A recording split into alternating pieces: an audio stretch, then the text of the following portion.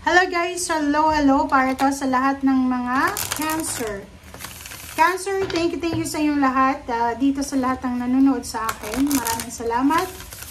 Cancer, if you are new to my channel, Kapalaran 888, please like, share, and subscribe. Pakipress ang notification bell button guys para updated kayo sa mga videos na ina-upload ko everyday. Okay. So, sa mga Cancer, ito guys na reading na to ay for the next 6 months. So, from July until December tayo. Tingnan natin kung ano yung message na para sa'yo. Okay. Ang blessing, ang biyaya na posibleng darating sa'yo is number 4. Number 4 is stability. So, for example, may mga Cancer dito na sobra silang sad or sobra silang alone or pwedeng sobra silang nalungkot or marami silang pinagdaanan for the past 6 months or maybe 6 months or several months, maybe 1 year, diba? Maybe 1 year ka nang nagsasuffer alone. Dito sinasabi na posibleng sa second half of 2025 makatagpo ka ng isang tao na pwedeng matulungan ka or damayan ka sa kung ano man na loneliness and sadness na nararamdaman mo. Okay, Cancer.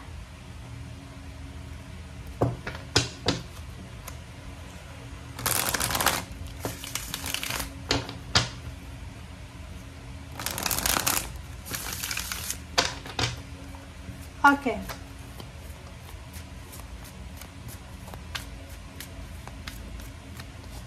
Okay, number 18, shadow. So, same with the Scorpios. Panoorin mo yung Scorpio, may shadow din siya. So, sinasabi ng bara sa'yo dito na, yun na nga, marami kang, kumbaga, bad experiences. May sadness, loneliness, betrayal, parang ganon, betrayal. Maraming mga tao yung parang na-disappoint ka. Or may mga tao sigurong nawala sa buhay mo, parang ganon. So, sinasabi ng bara sa'yo dyan na yung mga negative na nararamdaman mo, like for example, sinisisi mo yung sarili mo, or ano man yan na nararamdaman mo, ay posibleng ma-overcome mo siya for the second half of 2025. Okay? Thank you. Okay, tingnan natin. Third deck tayo.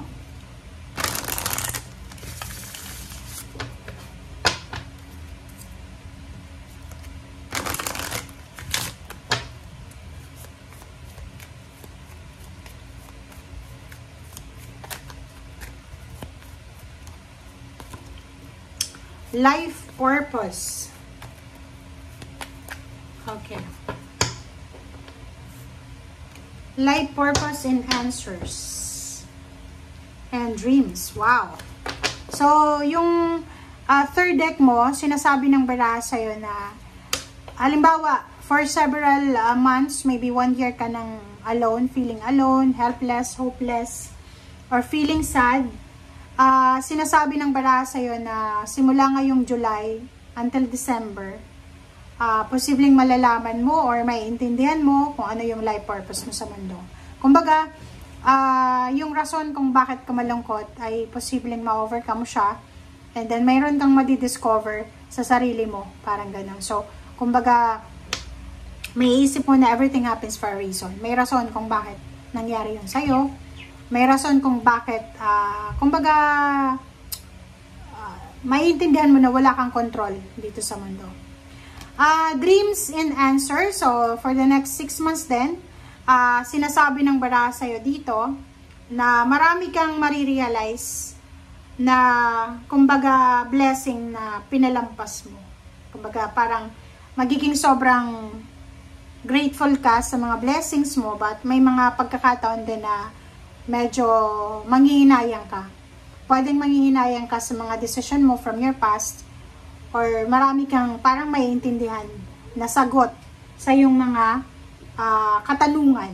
Diba? So, there's answers, clarifications, enlightenment, clarity, parang ganun. So, halimbawa, for 1 year, na malungkot ka, may anxiety ka, may depression, wala kang maintindihan, wala kang makikitang liwanag, diba? Walang suporta, walang clarity. But for the next 6 months, sinasabi na maintindihan mo kung ano yung rason kung bakit nangyari yun, bakit naging malungkot yung buhay mo. Masasagot ng 6 months na to yung nangyari sa nakaraan. And yung mga pangarap mo sa buhay ay posibleng ituloy mo ulit. Diba? Parang ganun. So, bibigyan ka ng boost ng 6 months na to. Parang magiging sobrang confident ka ulit, strong and confident ka ulit. May paglaban yung mga pangarap mo sa buhay.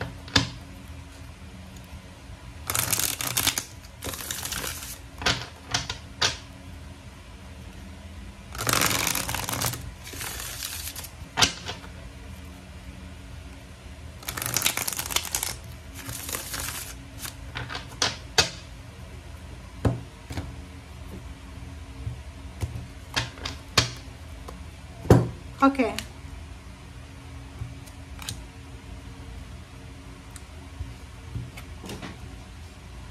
Tingnan natin, guys. Pasensya na kung hindi align kasi hindi ko siya nakikita.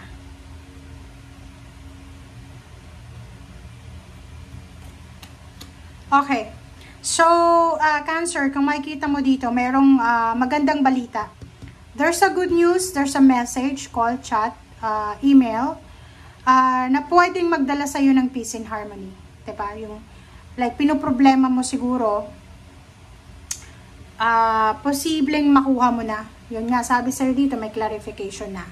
So, there's a good news, there's an answer, confirmation about your dreams, like money. For example, kung kailangan mo ng pera, may tao na pwedeng tumulong sa'yo, may taong pwedeng mag-share ng kanyang resources sa'yo, may taong pwedeng magbigay ng advices sa'yo tungkol sa pera, or at the same time, ikaw to. May mga tao na pwedeng pumasok sa buhay mo, lapitan ka para humingi ng tulong. Financially and emotionally, you are at peace. Diba? Kasi meron ka dito understanding na. Kumbaga, maintindihan mo sa 6 months na to ang mga bagay-bagay dito sa mundo. And Queen of Cups, sinasabi ng Queen of Cups na just stay positive, just stay at peace. Parang ganun. Stay positive, at peace, and stay motivated. And the Lovers, sinasabi ng bara sa'yo na if you're married, if you're having a relationship, you are lucky. You're super lucky kasi you are protected, you are guided ng iyong karelasyon. And at the same time, yung iba sa inyo dyan, kung single ka pa lang, posibleng yung love life mo ay konting-konting, ay unti-unti siyang magbo-blossom. Okay? Unti-unti siyang magbo-blossom from courtship until sa may offer ng parang proposal ng engagement hanggang kasal, parang ganun. And family, ganun din. You're lucky because you are protected, you are guided ng iyong family.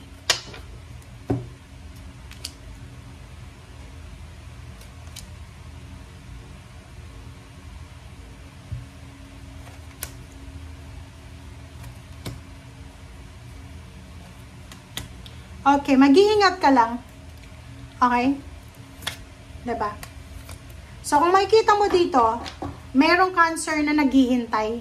You're waiting for financial help or you're waiting for accomplishment. Diba? Parang ganun.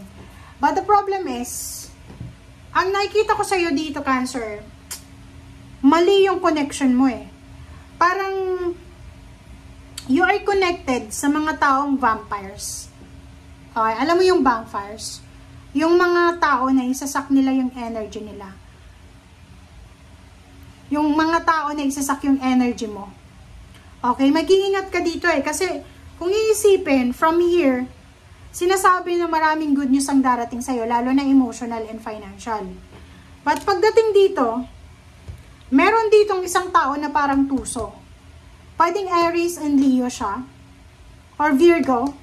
Connected ka sa Virgo or Capricorn or same sign na Cancer. Sinasabi ng bara na pwede kang lokohin sa pera, pwede kang dayain sa pera, pwede kang pagbalakan or pagplanuhan na nakawan. Yun lang. Mag-iingat ka. You need to be careful.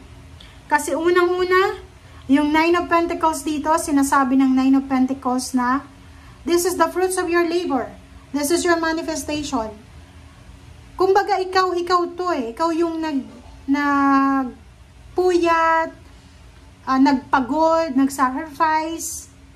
And may tao dito na sila yung sasalo ng blessing. Kasi connected sila sa'yo eh. Hindi ko alam kung ano yung nangyayari sa'yo, but alam mo ba, medyo mali ka ng connection, medyo mali ka ng kinakampihan na partido, or medyo mali ka ng mindset mo. Ang ibig sabihin,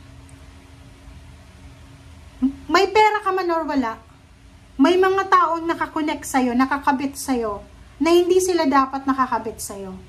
Kung naniniwala ka sa swerte at malas, etong taong to, malas to sa buhay mo. Etong taong ito, maybe sineswerte ka, maybe wala kang problema, but ang taong to, pag kumabit siya sa'yo, mamalasin ka.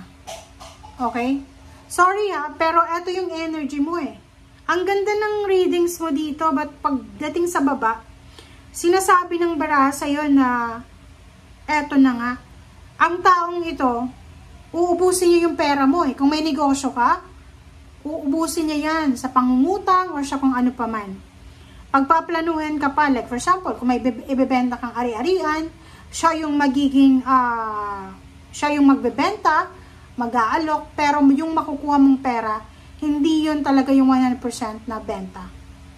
So, because of that, pwede kang masaktan, pwede kang magsisi, but wala na eh. Ginawa mo na eh. 'Di ba? Yung nakikonnect ka na sa kanya. So, pagsimula ng July, maging careful ka, maging matalino ka sa pakikipagkaibigan, sa pakikipag-deal, lalo na sa usapin pera. If there's a talk about money, about inheritances, or anything na financial, tangible, material things, mag-iingat ka.